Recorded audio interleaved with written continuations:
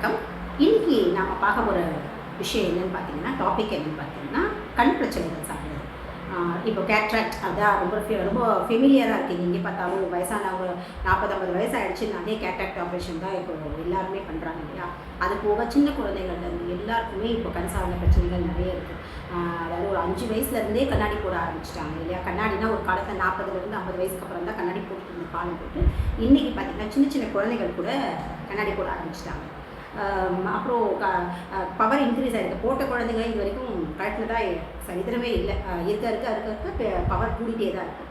அதுக்கப்புறம் பார்த்திங்கன்னா கண்ணில் தண்ணி வடிகிறது, கண் செவந்து போகிறது, இந்த மாதிரியான நிறைய பிரச்சனைகள் வந்து இப்போ வந்து இருந்துகிட்ருக்கு.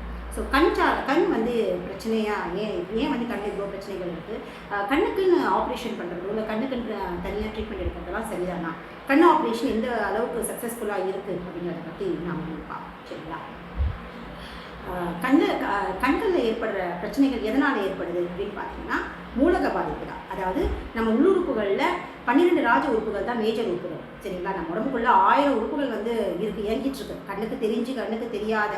ஆனால் இத்தனை உறுப்புகளில் வந்து 12 உறுப்புகள் தான் வந்து மேஜரான உறுப்புகள். இதுதான் வந்து நம்ம ஒட்டுமொத்த உறுப்புகளையும் வந்து இயக்கிட்டுருக்கு. இந்த 12 உறுப்புகளும் வந்து மூலகங்கள் 5 பஞ்சபூதங்களுக்குள்ள அடங்கிடுது. சரிங்களா. ஒவ்வொரு மூலகங்களுக்கும் 2 உறுப்புகள் வந்து அதோடைய இயக்கத்துக்கு, அதாவது ஒவ்வொரு நெருப்புனா நெருப்பு இல்லைக்கா, நீர்னா 2 உறுப்புகள், அந்த மாதிரி 2 ஆனால் நெருப்புக்கு மட்டும் 4 உறுப்புகள் இயங்கும். ஸோ அந்த மூலகங்கள் இந்த 2 உறுப்பில் தான் அதிகமாக பிரதிபலித்து அது வழியாக வந்து மற்ற உறுப்புகளுக்கு வந்து தங்களுடைய ஆற்றலை கடத்தி சரிப்படுத்தும். ஸோ இந்த மாதிரி அந்த உறுப்புகளில் ஏற்படுற தேங்கி இருக்கிற கழிவுகள் தான் வெளிப்படுற உறுப்புகள். நான் ஏற்கனவே சொல்லியிருக்கேன் இல்லையா.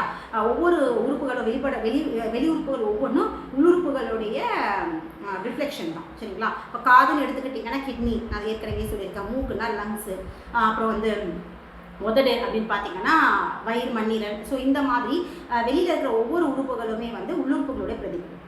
இதில் கண்கள் வந்து மரமூலகத்துடைய பிரதிபலிப்பு. மரமூலகத்தில் வந்து லிவர் அண்ட் கால் பிளாடர், கல்லீரலும் பித்தப்பை, இது 2உடைய வெளிப்படுத்துகிற உறுப்பு. அதாவது அங்கே நடக்கிற ரிஃப்ளெக்ஷன், அங்கே இருக்கிற பலம், அங்கே இருக்க பலகீனம், 2மே வெளிப்படுத்துகிற ஒரு உறுப்பாக வந்து கண்கள் இருக்குது. அப்போது இந்த கண்களில் ஏற்படுற குறைபாடு, இயக்க குறைபாடு எல்லாமே எதை பிரதிபலிக்குதுன்னு பார்த்தீங்கன்னா, இந்த 2 மரமூலகத்துடைய இந்த 2 உறுப்புடைய தொய்வு இல்லை அங்கே தேங்கி இருக்கிற கழிவுகள் உடைய அடர்த்தி தான் வந்து இந்த கண்களில் வெளிப்படும். அப்போ நம்ம கொடுக்க வேண்டிய ட்ரீட்மெண்ட் கண்ணுக்கா இல்லை கண்ணுடைய வேறான மரமூலகத்திற்கா அப்படின்றது தான் இங்கே நம்ம பார்க்க வேண்டியது. அப்போது என்ன அப்படின்னா, இந்த அலோபதி மருத்துவ முறை எப்படி இருக்குன்னா, வெளிப்படுற உறுப்புகளுக்கு தான் ட்ரீட்மெண்ட் கொடுக்குது. இப்போ முட்டி வலினா முட்டியில் இன்ஜெக்ஷன் போடுறது, இல்லை முட்டியை ஜவ்வு தேடுறது, ஜவ்வு இல்லைன்னு சொல்கிறது, இந்த மாதிரியாக காது வலினா காதில் ஆப்ரேஷன் பண்ணுறது, காது உடஞ்சதுன்னு ஏதாவது காதுக்கு ட்ராப்ஸ் விடுறது, இந்த மாதிரி வெளிப்படுற உறுப்புகளுக்கு தான் வந்து ட்ரீட்மெண்ட் கொடுக்குது. ஆனால் அது ராணி வேறான உள்ளுறுப்புகளை நம்ம வந்து சரி செஞ்சிட்டோம் அப்படின்னு சொன்னால் சிகிச்சை வழியாக வெளிப்படுற உறுப்புகளில் தானாகவே வந்து அதோட இயக்கங்கள் வந்து இயல்புக்கு திரும்பும். அப்படித்தான் வந்து இப்போ கண்களில் ஏற்படுற தொந்தரவுகள், கண்களில் நீர் வடிலாம், கண்கள் சிவந்து போகிறது, இல்லை கண்களில் ஃபார்ம் ஆகிற அந்த கேட்ராக்ட் அப்படின்ற வெள்ளை படிமம், இது எல்லாமே எதை வந்து குறிக்குது அப்படின்னு பார்த்தீங்கன்னா, லிவர் அண்ட் கால் பிளாடர் இதோடைய கழிவு தேக்கம் தான். சரி, இது 2ம் வந்து கழிவு தேங்கியிருக்குன்னு சொல்கிறீங்க. இது எப்படி வந்து கழிவுகள் தேங்கியிருக்கு, இது எதனால் வந்து ஏற்படுது அப்படின்னு பார்த்தீங்கன்னா, நம்மளுடைய வாழ்வியல் முறைகள், இயற்கை வாழ்வியல் முறைகளில் செய்கிற தவறுகள், குறிப்பாக வந்து இரவு நேர தூக்கம் இல்லாமல் போகிறதுனால டீடாக்சிஃபிகேஷன் முறையாக நடக்கணும்.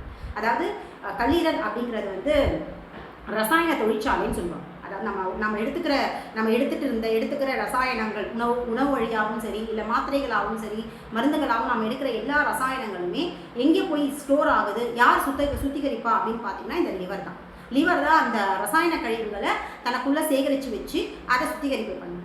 இதை சிம்பிளாக புரிஞ்சுக்கலாம்னா எப்படி புரிஞ்சுக்கலாம்னா, ஆல்கோஹால், அதாவது ட்ரக்ஸ் எடுத்துக்கிறவங்க, அதுக்கப்புறம் ஆல்கோஹால் இன்டேக்கர்ஸ், அவங்கள பார்த்தீங்கனாலே நீங்கள் நல்லா தெரிஞ்சுக்கணும். தண்ணி அடிக்கிறவங்க எல்லாருடைய தண்ணியில் சாப்பிட்ற அந்த ஆல்கோஹால் எல்லாமே எங்கே போய் ஸ்டோர் ஆகுதுன்னு பார்த்தீங்கன்னா லிவரை தான் டிஸ்ஃபங்க்ஷன் பண்ணும். அதாவது லிவரோட இயக்கத்தை தான் வந்து பாதிக்கும். அதோடைய வெளிப்பாடாக தான் வந்து அவங்களுடைய ஆக்டிவிட்டீஸ் மூளையை வந்து இயக்கும். மூளை வழியாக வந்து நம்மளுடைய செயல்கள் எல்லாமே வந்து தலைக்கீழே இல்லை இயல்புக்கு அப்பாற்பட்டு நடக்கும். அப்போது அந்த லிவரில் தான் எல்லா விதமான ரசாயன கழிவுகளும் நடக்கும். ஒரு ஒட்டுமொத்த பாடியோடைய சுத்திகரிப்பு மொத்தமுமே எங்கே நடக்கும்னு பார்த்தீங்கன்னா லிவரில் தான். அதுவும் எப்போ நடக்கும்னு பார்த்தீங்கன்னா இரவு நேரங்கள். இரவு நேரங்களில் முழுமையான தூக்கம், ஒழுங்கான தூக்கம், அதாவது அந்த 10லேருந்து 3 மணிக்குள்ளே நம்ம தூங்குற தூக்கம் தான் நம்ம உடம்புல டீடாக்சிஃபிகேஷன் முறையாக நடக்கிறதுக்கு உதவும். அதாவது அன்றைக்கி பொழுது முழுக்க நம்ம உடம்புல தேங்குகிற வெப்ப கழிவாக இருக்கட்டும், இல்லை எந்த கழிவாக இருக்கட்டும், எல்லா விதமான கழிவுகளும் வந்து இரவு நேரங்களில் சுத்திகரிப்பு நடந்து ரீசார்ஜ் பண்ணிக்கும். இப்போ அதுக்கு வந்து நம்ம இரவில் நிச்சயமாக தூங்கணும். இப்போ நம்ம இரவில் தூங்காதவங்க எல்லாருக்குமே வந்து அந்த லிவர் தன்னை சுத்திகரிப்பு பண்ணிக்க முடியாமல் கொஞ்சம் கொஞ்சமாக லிவர் தன்னுடைய இயக்கத்தில் வந்து தளர்ந்து போகும். அப்போ லிவரோட இயக்க தளர்வு என்ன ஆகும்னு பார்த்தீங்கன்னா, படிப்படியாக அதோடைய தொய்வு வெளிப்படுற உறுப்பான கண்களில் ரிஃப்ளெக்ட் ஆகும். அப்போ கண்களோட இயக்கம் குறைஞ்சி போகும்.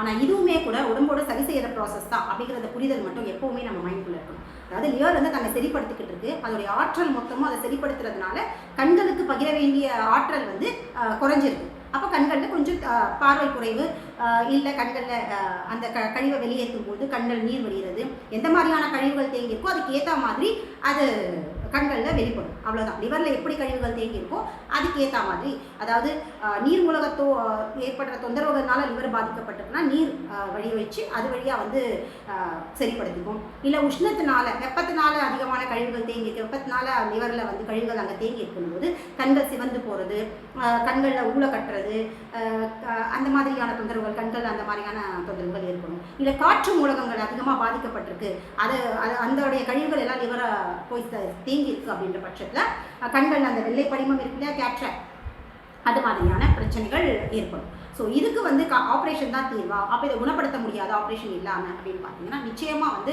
தீர்வு உண்டு. அக்குபஞ்சர் மாதிரியான மரபொழி மருத்துவங்கள் வழியாக எப்படிப்பட்ட கழிவுகளையும் வந்து நம்மளால் சரி செய்ய முடியும்.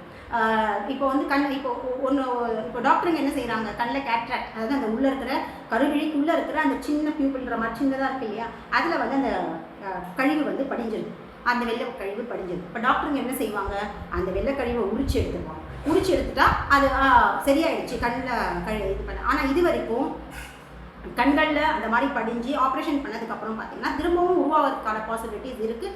நானே கூட 2-3 பேர்கிட்ட திரும்ப இந்த மாதிரி உருவாகிறத பார்த்துருக்கேன்.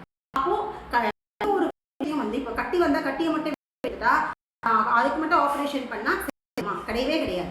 நம்ம கட்டி உருவாகாமல் இருக்கிறதுக்கு செய்யணும் அப்படிங்கிற வேருக்கு தான் கொடுக்கணும். அப்போ அந்த கேட்ராக்ட் வந்து உரிச்சி எடுக்கிறோம் அப்படின்னா திரும்பவும் உருவாகாமல் இருக்கிறதுக்கு நம்ம என்ன செய்யணும், நம்ம வந்து லிவரை பத்திரமா பார்க்கணும். சரிங்களா?